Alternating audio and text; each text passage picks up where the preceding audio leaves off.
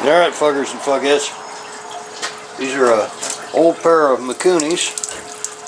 Definitely made in Japan. And they're off of a Suzuki 1982 GS450. You just watched me pull them in that other video. I made myself look like the redneck I am. First, pull your damn hose. Next, pull your bowl drains. It's going to be these things right here.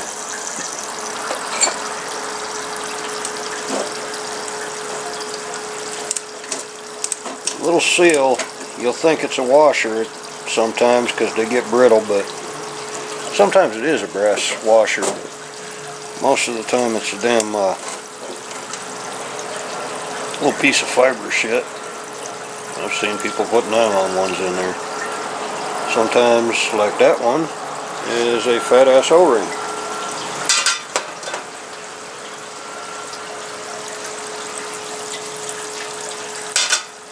Okay, now I got my bowl drains pulled.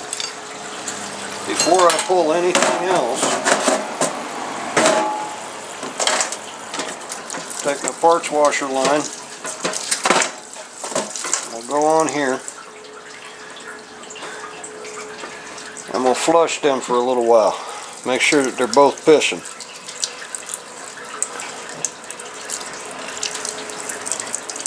Okay, that one, the float is actually moving.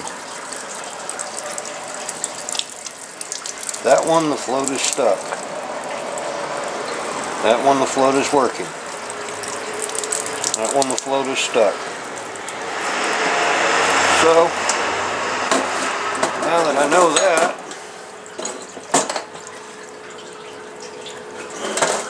we'll pop my top, or actually my bottoms, my bowls. There's a rubber line between them that's getting replaced with new, so don't worry about me snapping that shit. I ain't a dumbass redneck. I'm a fucking Alabama hillbilly that happens to know that I ain't saving that goddamn rubber anyway. I'm putting on new shit. And anyone working on these, I don't care if they came apart last week, you put on new rubber every goddamn time. That's just basic common sense. I know some of y'all don't believe in common sense no more. Fuck, you voted Obama in. I know that wasn't me. And by the way, letting that shit flow upside down like this shit that I've got in here today is Safety Clean Premium Gold Solvent part number 660455. And it's the mil spec. It's not the regular civilian shit, but they'll sell it to you anyway. It doesn't fucking matter. And I don't know what the difference is, but I know that this won't dissolve the rubber in your carbs. And in fact, on older carbs like this, where I don't want to move the slides because I'm afraid I might crack that rubber, this shit will fresh up that rubber. And then after you get your slides and your diaphragms out, with the top of the carbs, I'm going to let them soak. I'm not going to take them slides and diaphragms out for several hours. I'm going to make sure that they get soaked through good. But after you take your slides and diaphragms out, if you just soak them down in marble mystery-oil, I mean completely submerged for overnight, it's just like putting brand new rubber on the damn things. I do not know why it works. I don't give a shit why it works. I just know that it works. And it doesn't work every time. I know that too, but I've saved many a set of diaphragms that way. These have a little ledge back here that you can get under shit with. Pop them both at the same time.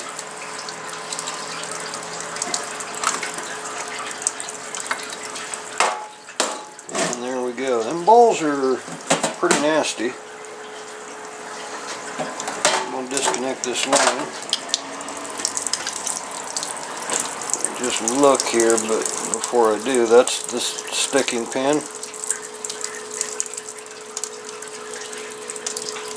That one's actually working, and now that one's working with just that little bit of movement there. Now that safety clean shit is some pretty goddamn good shit if it did that quick. If that was regular carb cleaner, I'd have had to strip the fucking everything out of these carbs, everything rubber or plastic. And I'd be here this time tomorrow fucking putting the shit back together. Pull these two rubber caps out.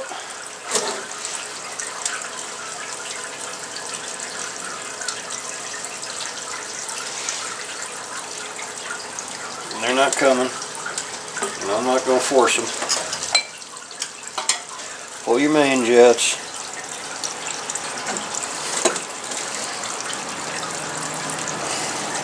Damn.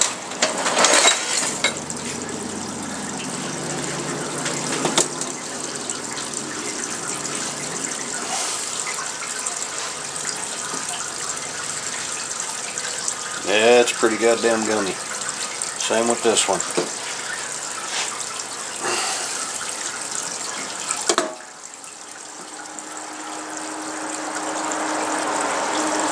Both of those jets are getting replaced, but before we go crazy replacing jets, this is Berryman's carb cleaner. And what I'll generally do, this shit's got a little mini bucket inside it.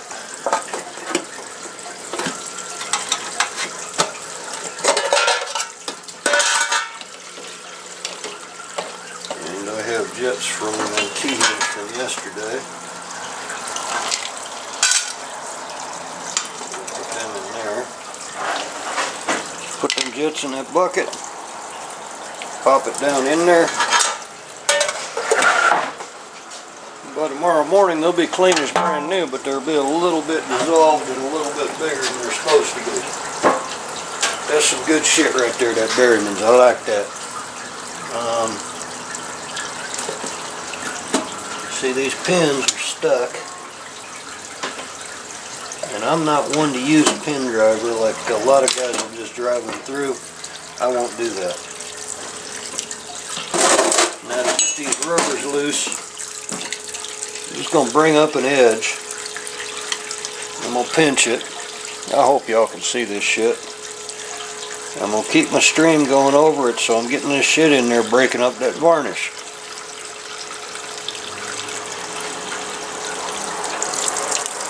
And voila, she comes out without ripping the motherfucker. Try that at home. Practice a couple of times. Took me years to figure that shit out. And again, these rubbers are old, they're getting replaced, but I don't like digging the fuckers out of there, so that's why I'm pulling them this way.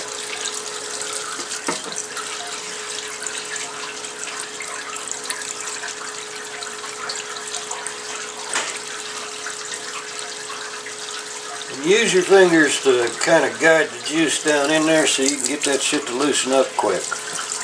Alright, they're done. Now, I take my same parts washer, I stick a teeny hose in it.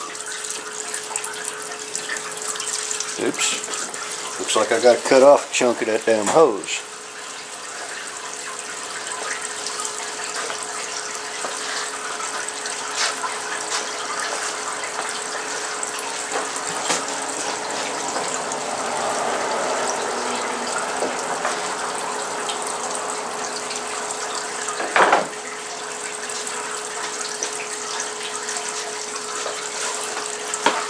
Buenos dias. Hey, I'm going to stick this hose down in here.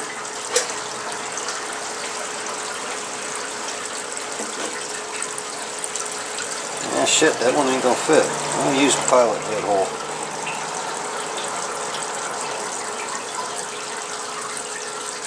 Alright. I'm just going to let that run for a few hours. That's all I'm going to do.